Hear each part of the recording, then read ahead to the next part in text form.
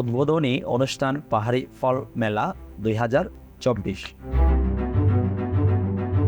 পার্বত্য চট্টগ্রাম অঞ্চলে উৎপাদিত ফল ও কৃষিজ পণ্যের প্রসারের লক্ষ্যে পার্বত্য চট্টগ্রাম বিষয়ক মন্ত্রণালয়ের উদ্যোগে শেখ হাসিনা পার্বত্য চট্টগ্রাম ঐতিহ্য সংরক্ষণ ও গবেষণা কেন্দ্র, বেইলি রোড, ঢাকা প্রাঙ্গণে 6 জুলাই 2024 রোজ শনিবার অনুষ্ঠিত হয়।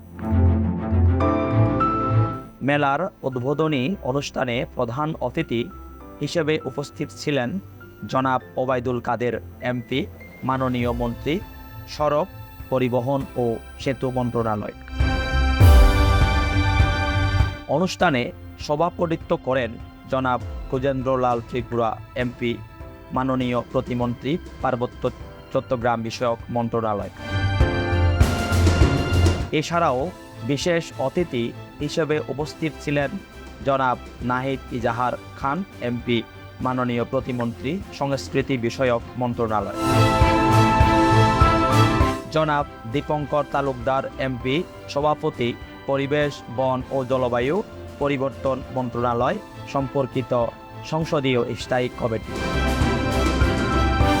জনাব বীর বাহাদুর উসই সিং এমপি, সভাপতি, পার্বত্য চট্টগ্রাম বিষয়ক মন্ত্রণালয় সম্পর্কিত সংসদীয় স্থায়ী কমিটি। জনাব জরতি তনচঙ্গা এমপি। জনাব AKM তামিমুল হক সিদ্দিকী, সচিব, পার্বত্য চট্টগ্রাম বিষয়ক মন্ত্রণালয়।